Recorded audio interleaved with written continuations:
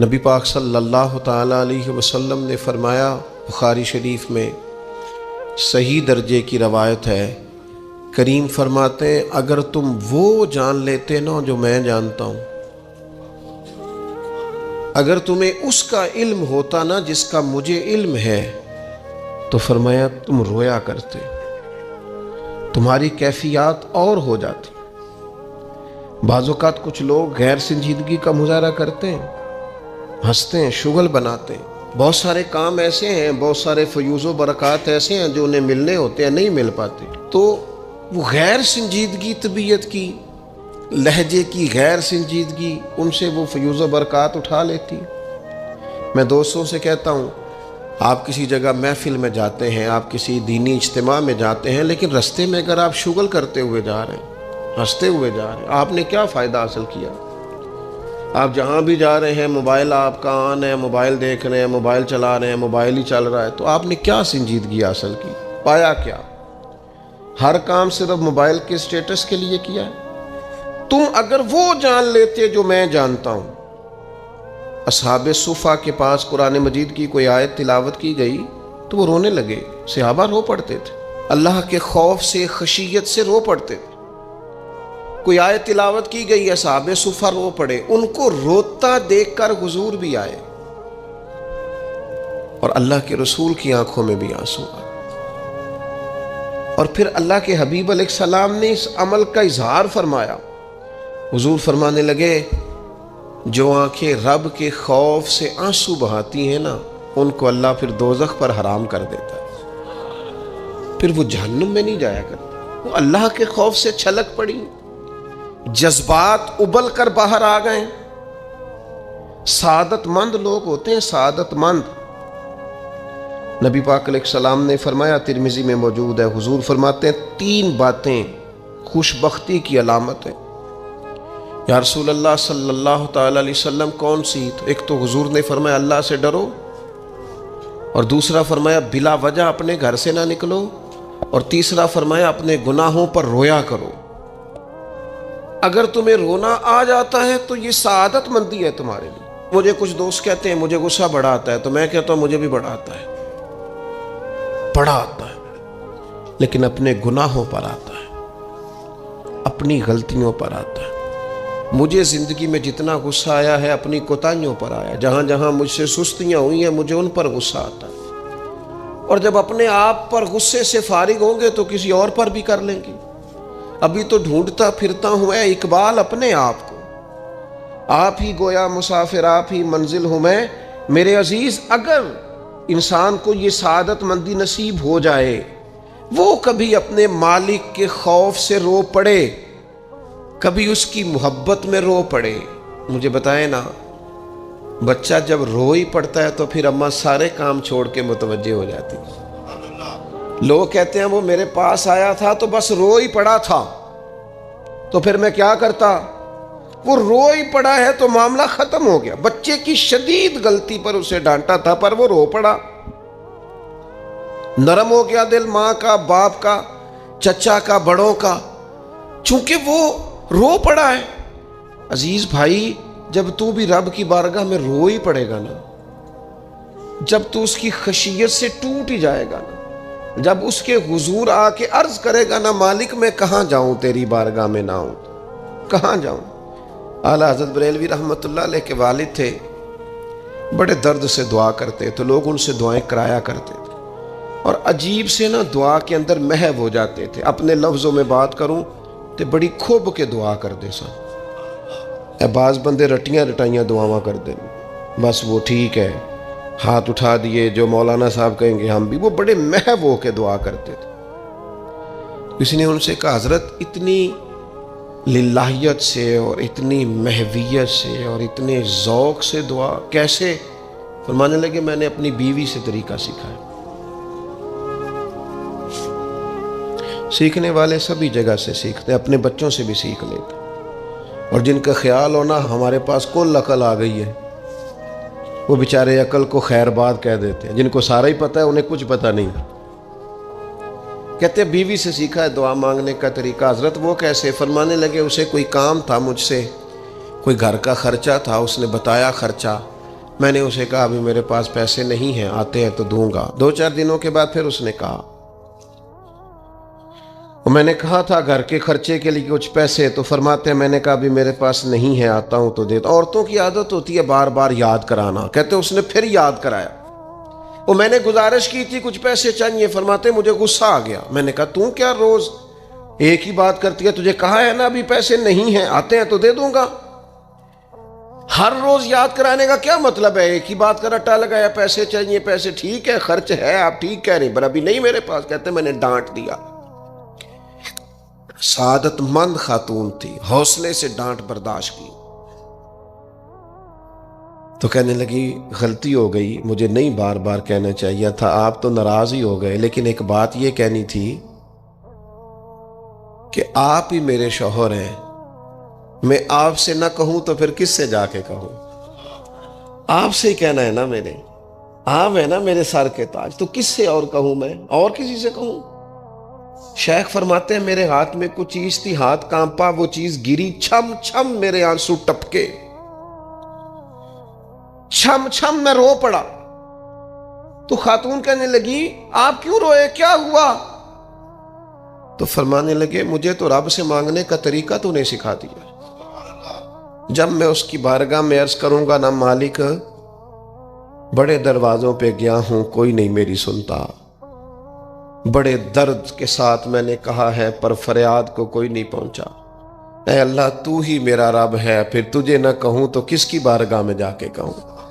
میں بیمار ہوں اور شفاؤں کے لیے ترس گیا ہوں، میں مقروض ہوں اور جان چھڑانے کے لیے ترس گیا ہوں، میں کمزور ہوں اور سعادت پانے کو ترس گیا ہوں، میں بے کیف ہوں اور سجدوں کی لذت کے لیے بے چین ہو گیا ہوں، میں بے کیف ہوں اور چاہتا ہوں میرا قرآن پاک کی تلاوت سے دل لگے، پر مالک جب توفیق تو دینے والا ہے تو پھر تجھ سے نہ کہوں تو میں کس سے جا کے کہوں؟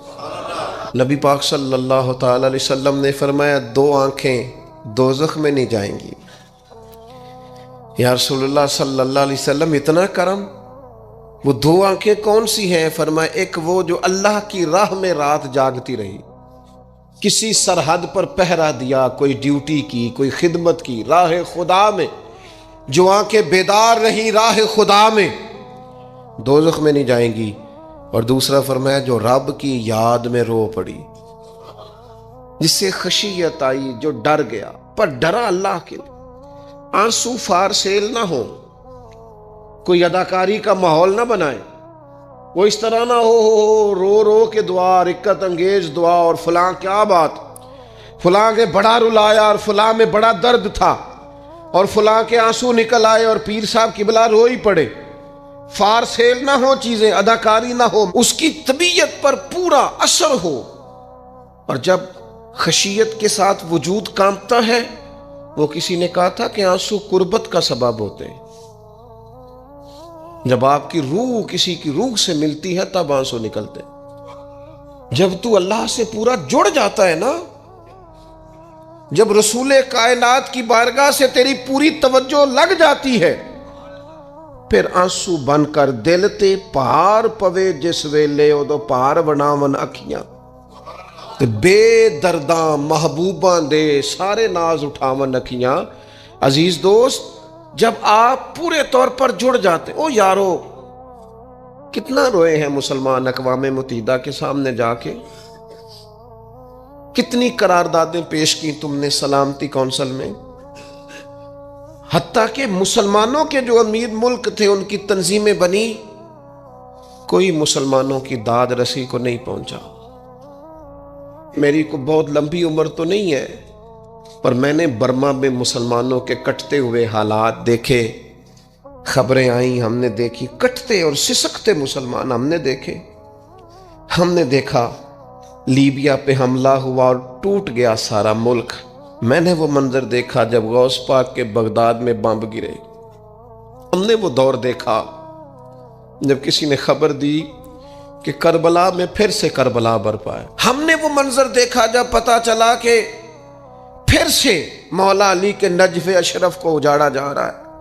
ہم نے وہ سارے منظر بار بار دیکھے، بار بار سنے، اور اب تو شرم آتی ہے میرا دل کرتا ہے میں فلسطین کا نام نہ لیا کروں، شرم آتی۔ یہ کوئی ہماری تقریروں کے موضوع ہیں؟ یہ کوئی ہمارے کالم لکھنے کے عنوان ہیں؟ یہ کوئی ہمارے موبائل پہ لگانے کے سٹیٹس ہیں؟ یہ تو شرم سے مر جانے کا مقام ہے۔ یہ کوئی گردنیں اٹھا کے بات کرنے والی بات ہے؟ یہ موبائل پہ ایک دوسرے کو ویڈیو دکھانے کا منظر ہے؟ رمضانوں میں، شاموں میں اپنے اپنے بچوں کو سینوں سے لگا کے افطاریاں کرانے والوں اور بچوں سے پوچھنے والوں کہ پتر تو کی کھانا ہے، اس سے پوچھ لے اس کی مرضی کیا ہے۔ تمہیں پتہ ہے فلسطین کی بیٹیاں بھی سیدہ خدیجۃ الکبریٰ کی بیٹیاں ہیں، وہ مومنوں کی مائیں ہیں تو ان کی بھی تو مائیں ہیں نا۔ فلسطین کی بہنیں بھی صبح قیامت حضرت فاطمہ کے پلو میں پناہ لیں گی۔ نبی پاک صلی اللہ تعالی علیہ وسلم نے فرمایا من اذا مسلمن فقد اذانی۔ میں کیسے وہ بات آپ کے دلوں تک اتاروں کہ حضور نے فرمایا جب میرے مسلمان کو تکلیف ہوتی ہے تو مجھے تکلیف ہوتی ہے، مجھے درد ہوتا ہے۔ اس رسول کی امت جو کافروں کی رسیاں زور سے باندھی جائیں تو حضور فرمائیں ڈھیلی کر دو، یہ ہائے ہائے کرتے ہیں تو مجھے نیند نہیں آتی۔ اگر بدر میں قیدی بنا کے لایا گیا کافر ہائے ہائے کرے تو حضور کو نیند نہیں آتی، تو مجھے بتاؤ کہ فلسطین کی بیٹیاں ہائے ہائے کرتی ہیں تو گنبد خضرا میں محبوب کو آرام ہے؟ میرے عزیز، بے حسی کی زندگی، چھوٹے موٹے بیانات، تو بھی کہہ دے تھوڑا سا فلانے کا بیان نہیں آیا، کیا کرنا ہے بیان دے کے؟ کیا بات کرنی ہے تذکرہ کر کے؟ دوستو آؤ، رو کے دیکھ لیا ساری دنیا کے سامنے، کچھ رب کے سامنے رو کے نہ دیکھ لیں؟ اب اسے کہے نا، اب حضور کی بارگاہ میں عرض کر کے نہ دیکھ لے کہ تجھ سے فریاد ہے اے گنبد خضرا والے، اب کعبے والوں کو ستاتے ہیں کلیسا والے، اور کی اگر تو نے دل مسلم کی دل جوئی نہیں، پھر ہمیں تانا دیں گے بت کے مسلم کا خدا کوئی نہیں۔ اب اللہ رسول کی بارگاہ کی طرف رجوع نہ کر لیں، اب چھوڑ نہ دیں سیاستدانوں کے گلے، اب چھوڑ نہ دیں دنیا اقوام متحدہ کی بات اور سلامتی کونسل کی بات، اب اپنے اللہ کی جانب رجوع نہ کریں۔ دیکھو نا، نبی پاک صلی اللہ تعالی علیہ وسلم نے ہمیں فرمایا تمہارے آنسو قدر والے ہیں، رب رسول کی بارگاہ میں بہانا، ان کو ضائع نہ کرنا۔ عزیز بھائیو، یہ آنسو جو اللہ رسول کی بارگاہ کی طرف بہتے ہیں، یہ اللہ کی رحمت کو متوجہ کرتے ہیں، یہ مالک کریم کے کرم کو مائل کرتے ہیں۔ ہمارا مسلح آباد ہونا چاہیے۔ وہ مجھے ایک دوست کہنے لگے صرف دعا کریں فلسطین کے لیے، آپ نے کہا جم کے دعا کریں، صرف دعا کرنے سے کیا ہوتا ہے؟ میں نے کہا دعا کرنے سے پہاڑ ہل جاتے ہیں اپنی جگہ سے۔ میرے رسول پاک رات کو دعا کریں تو صبح فاروق اعظم جیسے لوگ آ جاتے ہیں دین اسلام۔ نبی پاک علیہ السلام رات دعا کریں نا، دعا، اور بدر کی رات حضور دعا کریں تو اللہ 7,000 فرشتوں کو بھیج دیتا ہے مسلمانوں کی مدد کے لیے۔ صحابہ فرماتے ہیں میدان بدر میں ہم کسی کو قتل کرنا چاہتے تھے لیکن اس کی گردن پہلے سے کٹ کے گر جاتی تھی، فرشتے آئے ہوئے تھے۔ آج ہمارے ساتھ اللہ کی مدد ناراض ہو گئی ہے، ہم سے رب کی مدد ناراض ہے۔ ہماری مجموعی غلطیاں، قومی کوتاہیاں، بددیانتیاں، رشوت خوریاں، ہمارے جھوٹ، ہماری بد اخلاقیاں، مجموعی طور پر سوسائٹی کی مادہ پرستی، اخلاقی رویوں کی گراوٹ، لوٹنا، اپنا حصہ وصول کرنا، جگہ جگہ پہ کمیشن مقرر کرنے، ہر شخص کا ذات کے لیے سوچنا، اللہ کی مدد پھر روٹھ جایا کرتی ہے، ناراض ہو جایا کرتی ہے۔ سب سے ضروری کام یہ ہے، سب سے ضروری کام کہ اللہ کی مدد شامل ہو۔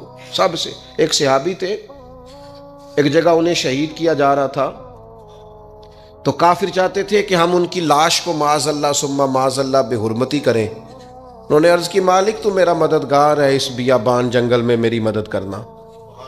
شہد کی مکھیاں آ گئیں، ان کے پورے وجود کو چھپا لیا، کوئی چیز قریب آئی نہیں. اور لوگ کہتے ہیں مکھی اٹھ کے بیٹھے تو زخمی کر دیتی ہے، لیکن وہ اٹھ کے گئیں تو وجود پہلے سے زیادہ تر و تازہ تھا. اللہ نے محفوظ کر لیا وجود ان لوگوں کا، اللہ نے حفاظت فرمائی، اللہ کی مدد شامل تھی. اللہ کی مدد. ایٹم بم تم نے بنا لیے، ہتھیار تم نے سجا لیے، دولتیں تم نے جمع کر لی، بڑے بڑے تم نے ادارے قائم کیے. اب ایک کوشش اور بھی کرو، رب رسول کی بارگاہ میں رو تاکہ تمہیں اللہ کی مدد بھی ملے، تمہارے اندر حوصلہ بھی پیدا ہو، تمہارے اندر شعور بھی بلند ہو، اپنی ذات سے اٹھ کر سوچنے کی تمہیں طاقت بھی میسر آئے.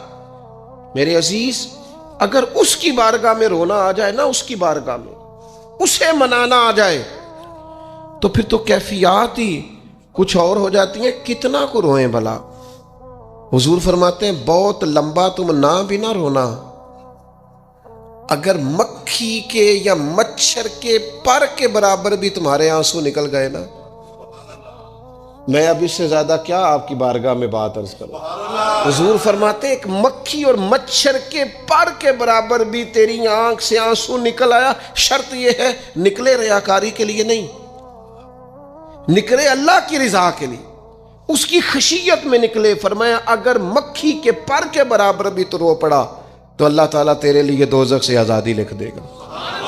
اور نبی پاک صلی اللہ تعالیٰ علیہ وسلم نے بیان فرمایا ہے، حضور فرماتے جو اللہ کے خوف سے رو پڑے نا، جس طرح بھینس بکری گائیں کے تھنوں سے نکلا ہوا دودھ دوبارہ تھنوں میں نہیں نہ جاتا، اسی طرح جو رب کی یاد میں رو پڑے وہ دوزخ میں نہیں جاتا. یہ مثال دیکھیں کیسی دی حضور نے سمجھانے کی.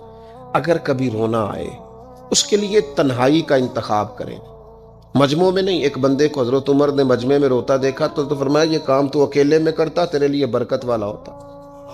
تیرے آنسو نکلے، تیرے رخساروں پہ بہیں. اور شیر خدا تو شیر ہے نا. حضرت مولا علی شیر خدا فرماتے ہیں اگر تیری آنکھوں سے کبھی آنسو نکلے نا اللہ کی یاد میں، حضور کی محبت میں، تو فرمایا ان آنسوؤں کو پوچھنا نا، ان کو چہرے سے صاف نہ کرنا. یہ تو آنسو اس قابل ہیں کہ تیرے رخساروں پہ رہیں، یہ تو روشنی ہے تیرے چہرے کی، ان کو پوچھنا نا. حضرت علی رضی اللہ تعالیٰ عنہ نصیحت کرتے ہیں انہیں رہنے دے، یہ آنسو بڑا قیمتی ہے، یہ نکلا تیری آنکھ سے ہے پر کسی کا ہو کے نکلا ہے، نکلا تیری آنکھ سے ہے پر کسی کے لیے نکلا، نکلا تیری آنکھ سے ہے پر اس نے تجھے بتایا ہے کہ تیرے وجود میں، تیری دھڑکنوں میں، تیرے جذبات میں کسی اور کا بھی حصہ ہے. یہ رب رسول کی رضا کے لیے چھلکا ہے. وہ حضرت شیخ سعدی رحمۃ اللہ تعالی علیہ، آپ مہمان نواز بڑے تھے حضرت سعدی.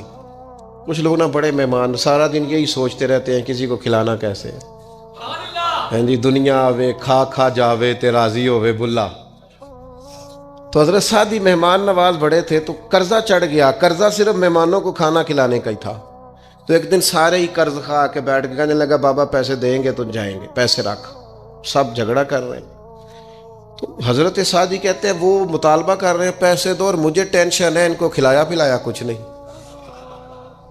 تھوڑی دیر گزری تو ایک بچہ آ گیا کچھ بیچتا بیچتا. اس نے آ کے کہا نوجوان نے کہ جناب میں مجمع دیکھتے ہیں تو بعض لوگ بیچنے والے آ جاتے ہیں. اس نے وہ چیز بیچنے کے لیے سامنے کی تو کہنے لگا لینی ہے؟ تو حضرت فرمانے لگے میرے مہمانوں کو دے دو کھا لیں. انہوں نے دے دی. اب وہ کہنے لگا پیسے؟ تو حضرت بڑے پریشان ہوئے، کہنے لگے بیٹا آپ بھی بیٹھ جائیں، یہ بھی سارے پیسے لینے ہی آئے ہیں، ان کو ملیں گے آپ کو بھی مل جائیں گے. تو وہ نوجوان رو پڑا.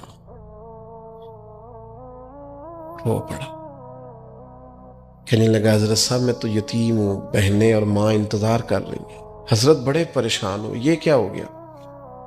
فٹافٹ سوچنے لگے کہیں سے بندوبست ہو اور اس کو میں فارغ کروں. وہیں بیٹھے تھے کہ ایک عقیدت مند نذرانہ لے کے آیا. ڈھیر سارا نذرانہ پیش کیا. حضور میرا دل کرتا ہے، اور حضور کا فرمان ہے جو بن مانگے ملے وہ اللہ کی طرف سے، اسے قبول کرو جو بغیر چاہت کے آئے. تو اس نے نظر پیش کی تو وہ ڈھیر سارا نذرانہ تھا. حضرت نے جن کے پیسے دینے تھے سب کو دیے، اس کو بھی دیے، سب قرضے ادا کر کے بھی تھوڑے سے بچ گئے. تو ایک بندہ صاحب دل تھا، کہنے لگا حضرت ہم بڑے دنوں سے آ رہے تھے، پیسے نہیں مل رہے تھے، آج کیسے مل گئے؟ فرمانے لگے تم میں کوئی رونے والا کوئی نہیں تھا. ایک بھی رونے والا ہو تو باقیوں کا کام بھی سنو نا. حدیث ہے بہقی شریف میں، حضرت ہیثم بن مالک رضی اللہ تعالیٰ عنہ فرماتے ہیں نبی پاک علیہ السلام خطبہ دے رہے تھے، تقریر فرما رہے تھے، حضور کی باتیں دلوں کے میل کچیل اتارتی چلی جا رہی تھی. فرماتے ایک شخص نبی پاک علیہ السلام کے سامنے بیٹھ کر حضور کی گفتگو سن رہے تھے، وہ رو پڑے. ساری گفتگو چھوڑ کے نبی پاک صلی اللہ تعالی علیہ وسلم کی توجہ اس شخص کی طرف ہو گئی. ہوا کیا ہے؟ وہ تقریر سنتے، بات سنتے بس رو پڑے. تو نبی پاک علیہ الصلوۃ والسلام فرمانے لگے آج اگر وہ سارے مومن بھی یہاں موجود ہوتے جن کے گناہ پہاڑوں کے برابر وزنی ہوتے تو اس ایک بندے کے رونے کی وجہ سے اللہ سب کی بخشش فرما دیتا. اور نبی پاک علیہ الصلوۃ والسلام فرمانے لگے یہ رویا ہے تو اس کے رونے پر فرشتے بھی روئے ہیں، اور فرشتے دعا کر رہے ہیں کہ اے اللہ یہ جو نہیں روتے نا ان کے حق میں ان کی سفارش قبول کر لے جو تیری بارگاہ میں روتے ہیں، جو تیرے حضور عرض گزار ہوتے ہیں ان کی سفارش قبول کر لے، ان کے حق میں قبول کر لے. وہ بڑا رو لیا ہے فیکٹری کے مالک کے سامنے، بڑا رو لیا امیروں کے سامنے، مالداروں کے سامنے، تگڑے رشتہ داروں کو مائل کرنے کی بڑی جد و جہد کر لی. کچھ وقت سحری میں اٹھ کے رب کے حضور نہ روئیں، کچھ وقت سحری میں سجدہ لمبا نہ کریں اس کی بارگاہ میں، کچھ دعائیں اس کے حضور نہ مانگیں. میں کہوں گا ماؤں سے پریشان ہے بیٹے، سحری میں دامن پھیلا دو رب کی بارگاہ میں. میں کہوں گا والد سے سفارشیں تم نے بڑی ڈھونڈ لی، جد و جہد بڑی کر لی، یاروں سے بڑا کہہ لیا کہ بیٹے کو باہر بھیجنا ہے، کوئی کاروبار ٹھیک کرنا ہے، اب کچھ دروازہ اللہ کی رحمت کا بھی تو کھٹکھٹاؤ نا. اور میرے نبی پاک علیہ السلام نے گارنٹی دی ہے، فرمایا ماں باپ اولاد کے لیے جو بھی مانگے اللہ اپنے فضل سے عطا فرماتا ہے. اللہ کی بارگاہ کی طرف رجوع کریں، زیادہ توجہ رب کی جانب، اتنا نہ دوڑیں بندوں کے پیچھے، اتنا نہ منائیں بندوں کو، اللہ کی طرف توجہ، اپنے رب کی بارگاہ میں رونا، اللہ رسول کے حضور حاضر ہونا ہے. آپ دیکھیے کس قدر جم کے صحابہ حضور کی محبت میں آنسو بہاتے. حضرت ثوبان بن مالک آ کے روئی پڑے تھے نا، حضور نے خود جا کے پوچھا کیا ہوا، بتانا نہیں پڑا، بس آنسو چھلکے. تو نبی کریم نے فرمایا ثوبان کیا ہوا؟ عرض کی دل نہیں لگتا، یہاں تو پریشان ہوتا ہوں تو زیارت کر لیتا ہوں تو جنت میں کیسے دل لگے گا. بس وہ روئے تھے نا، حضرت جبریل آ گئے، کہا محبوب رب فرماتا ہے جو اللہ رسول کی اطاعت کریں گے جنت میں بھی اللہ پڑوس عطا کر دے گا. رو پڑے تو جنت تک بات چلی گئی، رو پڑے تو میرے عزیز یہ تو ہے نا عام آدمی کا رونا، صحابہ کا رونا. اور اگر آنسو نبی پاک کے نکل آئے تو صحیح مسلم میں، صحیح بخاری میں حدیث ہے، سرکار دو عالم علیہ السلام ان آیات کی تلاوت فرما رہے تھے جو حضرت ابراہیم علیہ السلام کے بارے میں آئیں، جو جناب عیسیٰ کے بارے میں آئیں، جن آیات میں حضرت ابراہیم اور جناب عیسیٰ علیہ السلام نے کہا ہے اللہ بہت سارے لوگ گمراہ ہو گئے، بہت سارے لوگ گمراہ کر دیے گئے، اور جن میں یہ فرمایا کہ یا اللہ جو میری اطاعت کریں گے وہ میرے ہیں، اور جو میری نافرمانی کرے تو ان کے لیے غفور ہے. جب اپنی اپنی امت کے گناہگاروں کا تذکرہ جناب ابراہیم اور حضرت عیسیٰ علیہ السلام جو کرتے ہیں اور قرآن مجید نے جس کا بیان کیا اس کو حضور نے پڑھا تو نبی پاک کی آنکھوں میں آنسو آ گئے. یہ مسلم شریف، حضور روئے. اللہ کریم نے حضرت جبریل امین کو کہا جبریل جائیے میرے حبیب سے پوچھئے کیا معاملہ ہے. حضرت جبریل آئے، حالانکہ رب جانتا ہے، آ کے عرض کی یا رسول اللہ رب فرماتا ہے آپ رو رہے ہیں، تو کہا جبریل امت کے لیے رو رہا ہوں. آپ کی توجہ ہے میری بات پر؟ حضور امت کے لیے روتے ہیں نا، اللہ کرے امتی بھی کبھی نبی کے لیے روئے. کہا امت کے لیے رو رہا ہوں. تو حضرت جبریل امین علیہ السلام دوبارہ عرض گزار ہوئے مالک آپ کے حبیب امت کے لیے رو رہے ہیں. تو فرمایا میرے حبیب سے کہہ دے وَلَسَوْفَ يُؤْتِيكَ رَبُّكَ فَتَرْضَىٰ، آپ کا رب آپ کو اتنا دے گا کہ آپ اپنے رب سے راضی ہو جائیں گے. اللہ آپ کو راضی کر دے گا. محبوب امت کے بارے میں پریشان نہیں کرے گا. اپنی تنہائی کو آباد کریں، اکیلے میں اللہ اللہ کریں، تلاوت کلام مجید کا اس طرح کا ذوق ہو۔ حضرت عمر سنا کرتے تھے تو رو پڑا کرتے تھے۔ حضرت فاروق اعظم رضی اللہ تعالیٰ عنہ پہلی صف میں قرآن مجید کی تلاوت کر کے روتے تھے تو تیسری صف تک آپ کی ہچکیوں کی آواز جاتی تھی۔ ان لوگوں کا درد ہی سارے کا سارا کتاب و سنت سے، اللہ رسول کی بارگاہ سے۔ ہم نے نا اپنے آپ کو کمزور کر لیا ہے، دنیا داروں کے سامنے رو رو کے، دکھ بتا بتا کے پریشان۔ وہ میرے ایک دوست ہے، ان کی بات مجھے بڑی اچھی لگی۔ وہ کہتے ہیں تگڑے رشتہ دار آتے ہیں نا تو کئی دفعہ میرا معاذ اللہ جھوٹ بولنے کو دل کرتا ہے۔ کہتے ہیں حالات کیسے ہیں تو میرا دل کرتا ہے ان کو کہنے کو کہ تم سے بڑے اچھے ہیں، اگرچہ غریبی ہے۔ کہتے ہیں میں چڑھتا ہوں کہ بندوں کا کیا کام ہے آ کے میرے لیے پریشانی کا اظہار کریں اور کہیں کوئی حکم ہوا تو بتانا، کیا مطلب ہے؟ وہ کوئی شاعر تھا نا، تو کوئی بندہ 5 روپے پھینک گیا اس کو، اس نے کہا جی آپ کو ضرورت ہوگی، تو بڑا دانشور آدمی تھا، اس نے کہا اٹھ اپنے پیسے لے جا، مجھے ضرورت ہوگی تو اللہ رسول سے مانگ لوں گا۔ اس نے کہا یہ آرزوئے طلب اور میں آپ سے کروں، تیرے جیسے بندے اب مجھے دیں گے؟ یہ آرزوئے طلب اور میں آپ سے کروں، یہ بھیک اس کو دیجئے جس کا خدا نہ ہو۔ میں رب رسول کی بارگاہ میں رو لوں گا، مجھے اللہ کی بارگاہ سے ملو۔ کتنا ملے گا؟ وَيَرْزُقْهُ مِنْ حَيْثُ لَا يَحْتَسِبُ، اتنا ملے گا کہ بندے کا گمان بھی نہیں ہوگا۔ ایک بہت بڑا سیٹھ آ گیا ایک دفعہ ہمارے بزرگوں کے پاس، بہت بڑا مالدار امیر کبیر آدمی، تو ہاتھ ڈال کے کوٹ میں کہنے لگا مدرسے کا کتنا کو خرچہ ہے؟ فرمانے لگے آپ بات کریں۔ کہنے لگا جی میرا خیال ہے آپ سارا میرے ذمہ ہی لگا دیں، 100 200 400 روپے آپ چھوڑ دیں۔ تو فرمانے لگے آپ دیں گے پھر حساب بھی کریں گے، ہمیں وہ رب دیتا ہے جو بے حساب ہی دیتا ہے اور حساب کی رسوائی بھی نہیں ڈالتا، لہذا آپ کا جو انداز ہے وہ بتاتا ہے کہ آپ کے لہجے میں وہ والا انداز۔ وہ کچھ لوگ آ کے نا جی وہ کہتے ہیں جی کسی کو پیسے لگن والے نے سانو دسو اسی لا دئیے، میں کہتا تسی کدھر اور ہی لا لو۔ اگر آپ کو کسی پر اعتماد ہی نہیں ہے، آپ کا لہجہ ہی کچھ اور طرح کا ہے، تو اس کا معنی کیا ہے؟ میرے عزیز، لوگ تو تھوڑا دیتے ہیں تو پریشان کرتے ہیں، اس رب کی طرف رجوع کریں جو اتنا دیتا ہے کہ بندے لے لے کے ہی تھکتے ہیں، وہ دے کے نہیں تھکتا۔ اللہ کے حضور اپنے آنسو بہائیں، کچھ وقت عبادات کے لیے رکھیں۔ آپ جتنے بھی انبیاء کے تذکرے پر، حضرت شعیب علیہ السلام بڑا ہی رویا کرتے تھے۔ اللہ کریم نے پوچھا جنت کے لیے روتے ہو کہ دوزخ کے خوف سے؟ کہا مالک میں تو تیرے لیے روتا ہوں، تیری چاہت میں روتا ہوں، تیرے لیے آنسو بہاتا ہوں۔ میرے عزیز، انبیاء ہوں، صلحاء ہوں، اتقیاء ہوں، صحابہ ہوں، اہل بیت ہوں، جم کے آنسو بہے۔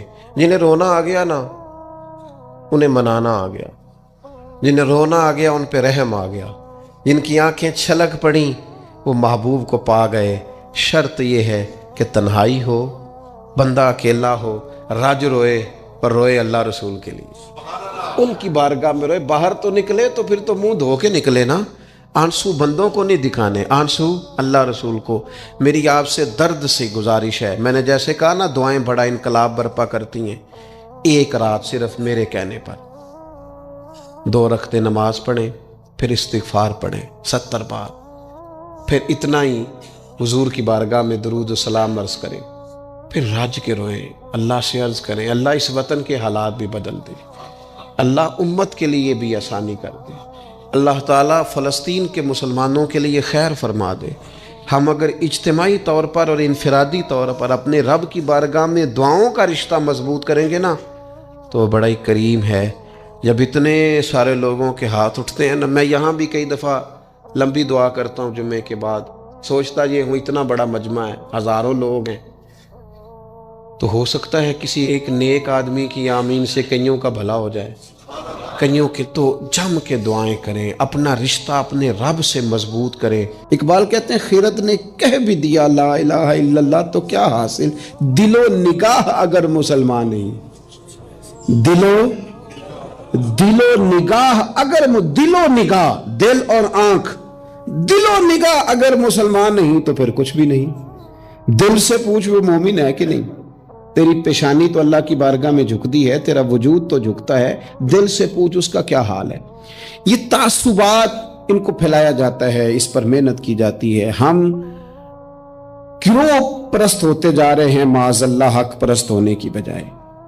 ہمیں گروہ میں نہیں بٹنا، ہمیں حق دیکھنا ہے کدھر ہے، حق کا سفر کرنا ہے. قرآن مجید سورۃ المائدہ آیت نمبر 8 اللہ کریم نے فرمایا یا ایھا الذین آمنوا کونوا قوامین للہ شہداء بالقسط. اے ایمان والو اللہ کے حکم پر خوب قائم ہو جاؤ اور انصاف کے ساتھ گواہی دو. اللہ کے لیے قائم ہو جاؤ، کھڑے ہو جاؤ، انصاف کے ساتھ گواہی دو. قرآن مجید کا انداز دیکھیے گا سمجھانے کا. فرمایا وَلَا يَجْرِمَنَّكُمْ شَنَآنُ قَوْمٍ عَلَىٰ أَلَّا تَعْدِلُوا. کسی قوم کی دشمنی تمہیں وہاں نہ لے آئے کہ تم انصاف چھوڑ دو. دشمنی اختلاف اپنی جگہ پہ اور انصاف اپنی جگہ پہ. سامنے دشمن بھی ہو تو کرنا تم نے انصاف ہی ہے.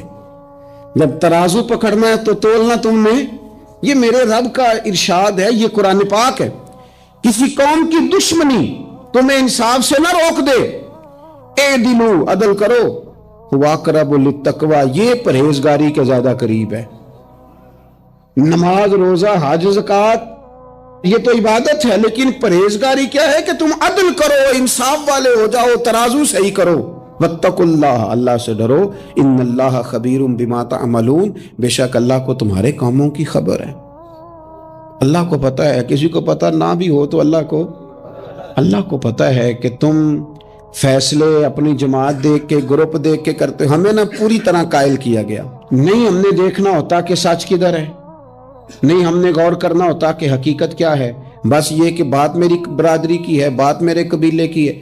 یہ ہمارے دیہاتوں میں یہ ہوتا تھا کہ وہ جو لڑائی ہوگی، نکلو جی نکلو. نکل گئے، ڈنڈے اٹھا لیے، پکڑ لا اسلحہ، پہنچ گئے، لڑنا شروع کر دیا. جا کے پوچھا بھی نہیں کہ بھئی ہمارے لڑکے کی غلطی ہے کہ سامنے والے کی غلطی ہے. وہ جی ہم نے نا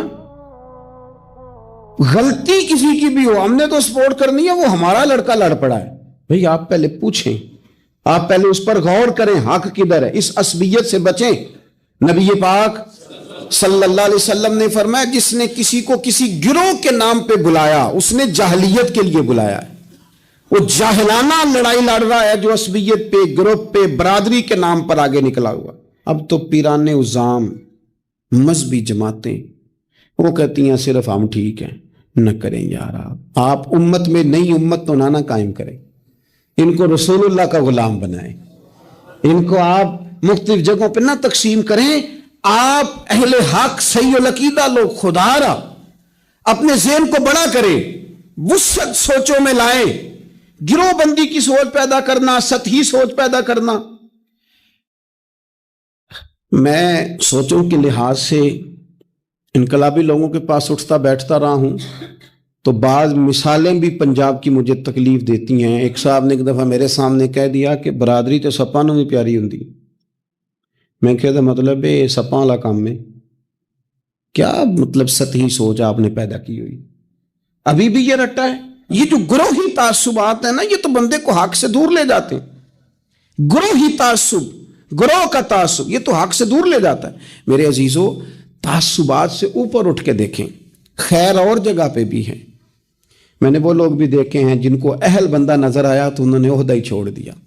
ہم اپنی ذات کے چنگل میں اتنا پھنس کے رہ گئے. مجھے پوچھا جائے، مجھے گنا جائے، میری بات کی جائے، آپ کچھ نہیں کر سکیں گے. اس لیے کہ آپ ذات کی جنگ لڑ رہے ہیں. آپ جب تک نظریات کی جنگ نہیں لڑتے، یہاں سے اوپر اٹھ کر بات نہیں کرتے، آپ کوئی کام نہیں کر سکتے. سوال ہی پیدا نہیں ہوتا، اس لیے کہ سوچ ہی چھوٹی ہو گئی. گروہی تعصبات سے نکل کر جب آپ کو حق آ جائے پھر اس کو قبول کریں. پھر نہ آپ کا منصب آپ کو روکے. حضرت ابی بن کعب رضی اللہ تعالیٰ عنہ نے امیر المومنین سیدنا فاروق اعظم پہ مقدمہ کر دیا تھا. عدالت تھی، جج تھے حضرت زید بن ثابت. حضرت عمر پہنچے، حضرت زید بن ثابت اٹھ کے کھڑے ہوئے، جگہ خالی کا. امیر المومنین بیٹھ جائیے. آپ فرمانے لگے زید، یہ تم نے ناانصافی کی. ہم دونوں آئے تھے مقدمہ لے کے، یا تو دونوں کے لیے جگہ بناتے، تم نے ٹھیک نہیں کیا. پھر بات ذرا آگے بڑھی. حضرت ابی بن کعب نے مطالبہ کیا کہ حضرت عمر فلاں بات پہ قسم اٹھائیں. تو حضرت زید بن ثابت جاج تھے، کہنے لگے آپ امیر المومنین سے یہ مطالبہ کر رہے ہیں؟ تو حضرت عمر فاروق کہنے لگے زید آپ اس مقدمے کا فیصلہ کر لیں، اس کے بعد میں آپ کو فارغ کر دوں گا۔ آپ مجھے امیر المومنین کہہ رہے ہیں، اور امیر المومنین کہہ کہ آپ یک طرفہ ہو رہے ہیں، اور جو آدمی انصاف لینے آپ کے دروازے پہ آیا ہوا ہے، اس ملک کا مسئلہ کیا ہے؟ اس ملک کا مسئلہ غریبی نہیں، میرے وطن کا مسئلہ یہ ہے کہ امیر غریب کے لیے قانون الگ الگ ہے۔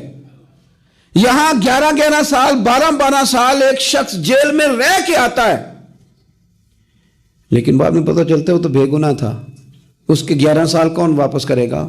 اس کے 20 سال زندگی کے جو سلاخوں کے پیچھے کٹ گئے کون واپس کرے گا؟ اور امیر آدمی وہ تو قبل از گرفتاری ضمانت کرا لیتا ہے، ان کے پاس تو بڑے بڑے ایشو ہیں، بڑے بڑے وکیل ہیں، بڑی بڑی ڈاکٹروں کی ان کے پاس رپورٹیں ہیں، وہ تو سارا کچھ کر سکتے ہیں، کوئی ہے ہی نہیں ان کو روکنے والا۔ میرے عزیزو آپ سمجھے میری بات کو، حضرت عمر فاروق فرمانے لگے یہ فیصلہ کر لیں، اس لیے کہ حضرت عمر اگر صرف اپنا سوچتے تو نظریہ نہیں بچتا تھا۔ جناب عمر رضی اللہ تعالیٰ عنہ نے نا صرف اپنا نہیں سوچا، انہوں نے کہا کہ سچ کو فروغ دیا جائے، ذات سے نکلا جائے۔ آپ فرمانے لگے تو نا عمر کو کسی اونچی اڑان میں مبتلا نہ کر، عمر کو پتا ہے عمر کیا ہے، اسے وہ دور یاد ہے جب وہ اونٹ چلایا کرتا تھا، لہذا میرے لیے وہی فیصلہ کر جو فیصلہ کرنے کا طریقہ قرآن و سنت نے ہمیں عطا فرمایا ہے۔ آپ نکلیں ذرا ذات پات کے چنگل سے، یہ جو بت پال لیے نا، اقبال کہتے ہیں اگرچہ بت ہیں جماعت کی آستینوں میں، جماعتوں کے بت تو نہ بناؤ، تنظیموں کو بت تو نہ بناؤ، آپ برادری کو بت تو نہ بناؤ، آپ رنگ نسل کو بت تو نہ بناؤ، اگرچہ بت ہیں جماعت کی آستینوں میں، پر مجھے ہے حکم اذاں لا الہ الا اللہ، یہ ٹوٹ جائیں گے لا الہ الا اللہ کی ضرب سے۔ وسیع الظرف، وسیع المزاج بنے، وسیع المشرب بنے۔ آپ کبھی بھی سوچوں کو اتنا محدود نہ کریں کہ آپ کسی ایک ابہام کا شکار ہو کے ہی ساری زندگی گزار دیں۔ کیا مسئلہ تھا عرب کے لوگوں کو؟ مسئلہ کیا تھا؟ صرف اتنا،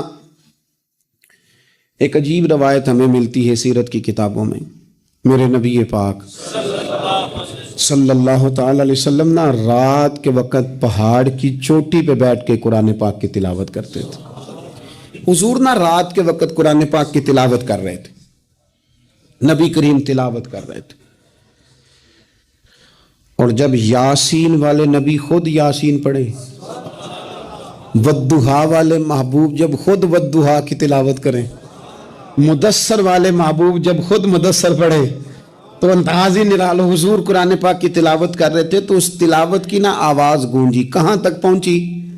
ابو جال بھی کسی جھاڑی میں چھپ کے حضور کا قرآن سننے لگے، سریلی اتنی تھی اس میں، لطف اتنا تھا۔ ابو سفیان بھی آ گئے، کسی جھاڑی میں چھپ کے قرآن سننے لگے۔ اخنس بن شریک بھی آ گیا، تھوڑا نہیں سنا، ساری رات ہی حضور کی تلاوت سنتے ہیں، ساری رات تلاوت سن۔ صبح ملاقات ہوگی، تو کدھر آیا تھا، تو کدھر آیا تھا، تو آج کے بعد نہ آئے کوئی بھی، لیکن کہتے ہیں اگلے دن سوئے تو بے چین کیا حضور کی آواز نے، پھر اٹھے، تینوں آ کے پھر مختلف جگہوں پہ بیٹھ گئے، سویرے پھر ملاقات ہو گئی، آج کے بعد نہیں آنا، تو بھی نہ آنا، تو بھی نہ آنا، پر کہاں چین لینے دے حضور کی میٹھی آواز، کہاں چین لینے دے حضور کی میٹھی آواز۔ تینوں پھر اٹھ گئے، کئی دن آتے رہے، ایک دن طے ہوا کہ آج کے بعد بالکل نہیں آنا، جو آئے گا سزا ملے گی، ہو گئی بات طے۔ اخنس بن شریک کہتے ہیں میں سویرے ابو جہل کے گھر گیا، میں نے کہا سن، ایک دن نہیں کئی راتیں تو نے بھی سنا میں نے بھی سنا، دل پہ ہاتھ رکھ کے بتا وہ جو پڑھتے ہیں وہ حق سچ ہے کہ نہیں، کھری بات کر، سنا تو نے بھی سنا میں نے بھی، ساری رات سنا، بتا بات سچی ہے کہ نہیں؟ تو ابو جہل کہنے لگا ایک ایک حرف سچا ہے، ایک ایک بات سچی ہے، تو تم مانتا کیوں نہیں؟ پھر تو مانتا کیوں نہیں؟ تو جو ابو جہل نے جواب دیا، خدا را اس پہ غور کرنا، میری منت سمجھ کر اس بات پہ غور کرنا، او پھر تو مانتا کیوں نہیں؟ تو ابو جہل کہنے لگا ہمارے قبیلے کا اور بنو ہاشم کا، حضور سید عالم کے قبیلے کا شروع سے مقابلہ رہا ہے، انہوں نے اگر لوگوں کو کھانے کھلائے تو ہم نے بھی کھلائے، انہوں نے غریبوں کا بوجھ اٹھایا تو ہم نے بھی اٹھایا، انہوں نے اگر گھوڑا دوڑایا تو ہم نے بھی دوڑایا، پھر انہوں نے دعویٰ کر دیا کہ ہمارے اندر ایک نبی آ گیا ہے، اب ہم کیسے مان جائیں اس قبیلے میں نبی آ گیا؟ پہلے کیا کہہ رہا ہے؟ بات بالکل حق ہے. اب کیا کہہ رہا ہے؟ اس کے کہنے کا مطلب یہ ہے کہ اگر میرے قبیلے میں نبی آتا تو میں مان جاتا. او خدا کے بندو، یہ برادری کا بت، قبیلے کو جو بت بنا لیا معاذ اللہ، وہ تعصب بن کے آڑ بن گیا، گروہ پرست ہو گئے. وہ کہنے لگا اس کا مطلب یہ تھا کہ میرے قبیلے میں ہوتے تو میں مان جاتا. قبیلہ دوسرا ہے. خدا را، ان بتوں کو توڑنے کی ضرورت ہے. کاش ابو جہل یہ سمجھتا کہ یہ تو رب کی تقسیم ہے نا، واللہ یختص برحمتہ من یشاء. وہ کہتا ہے میں جس کو چاہتا ہوں اپنے فضل سے اپنا خاص بنا لیا کرتا. لیکن یہ گروہی تعصبات، قرآن مجید آپ دیکھیں نا تو یہودیوں کے بارے میں اللہ فرماتے ہیں چونکہ تورات میں بھی حضور کی شانیں، زبور میں بھی حضور کی شانیں، انجیل میں بھی حضور کی شانیں، ہر جگہ اللہ نے اپنے حبیب کے تذکرے کیے. رب کریم فرماتا ہے محبوب یہ جو یہودی ہیں نا، یعرفونہ کما یعرفون ابناءہم. قرآن مجید کے الفاظ پہ غور کیجیے. کہا محبوب یہ آپ کو اس طرح جانتے ہیں، اس طرح پہچانتے ہیں جس طرح کوئی اپنے بیٹے کو پہچانتا ہے. جڑواں بچے ہوں نا، جڑواں شکلیں بھی ایک جیسی ہوں تو اور کوئی پہچانے نہ پہچانے، باپ اور ماں پہچانتے ہیں کہ یہ فلانا ہے اور یہ، ان کو پتہ چلتا ہے. کہا محبوب جس طرح یہ اپنے بچوں کو پہچانتے ہیں نا اس طرح آپ کو جانتے ہیں. لیکن وہ کہتے پتہ کیا تھے؟ وہ کہتے تھے کہ ہم وہ والی وحی مانیں گے جو ہم پہ آئی ہے، جو بنی اسرائیل کے نبی آئے ان کو مانیں گے. یہ چونکہ حضرت اسماعیل علیہ السلام کی اولاد میں سے ہیں رسول رحمت صلی اللہ علیہ وسلم، لہٰذا نہیں مانیں گے. وہ جو گروہی تعصب تھا نا، قبیلے کا تعصب گروہی، وہ لے ڈوبا. وہ تورات پڑھ کے بھی، انجیل پڑھ کے بھی، بلکہ وہ لوگوں کو کہا کرتے تھے رسول آنے والے ہیں، رسول آنے والے ہیں، رسول آنے والے ہیں. لیکن حضور آ گئے حضرت ابراہیم کی اولاد میں سے، حضرت اسماعیل کی اولاد میں سے. انہوں نے کہا جی وہ تو ہمارے قبیلے میں ہوتے تو ہم مانتے. میں نے بھی غور کرنا ہے، آپ نے بھی غور کرنا ہے. یہ سوچیں تو یہودیوں کی ہیں کہ فلانا میرے قبیلے سے ہو تو پھر مانتا ہوں، فلانا فلانی جگہ ہو تو. یہ تو سوچ ہماری نہیں، ہمارے اندر کیسے آ گئی؟ ہم نے کس دبدبے سے اپنے بچوں کو یہ بات سکھائی کہ تو فلانے چودھری کا بیٹا اور فلانے کمی کے بیٹے سے تو کھیل رہا ہے؟ یہ سوچ پیدا کیسے ہوئی؟ کون تھا جو یہ سوچیں لایا؟ کہاں سے یہ پنپی؟ کہاں آ کے پروان چڑھی؟ اس بنیاد پر لوگوں نے الیکشن لڑے کہ یہ پنجابی ہے، یہ سندھی ہے، یہ بلوچی ہے، یہ فلانا ہے. اس بنیاد پر لوگوں کو تقسیم کیا اور لوگ اتنے مائل ہوئے کہ ان بنیادوں پر ووٹ دینے لگے، ان نعروں کے قائل ہو گئے، ان سطحی بنیادوں پر آ کے انہوں نے کام کیا. دیکھیں میں کہہ چکا ہوں کہ ہر قوم کے رسم و رواج سے اختلاف نہیں، لیکن وہ قوم تعصب کا شکار اور اپنے علاوہ کسی کو جانے ہی نہ.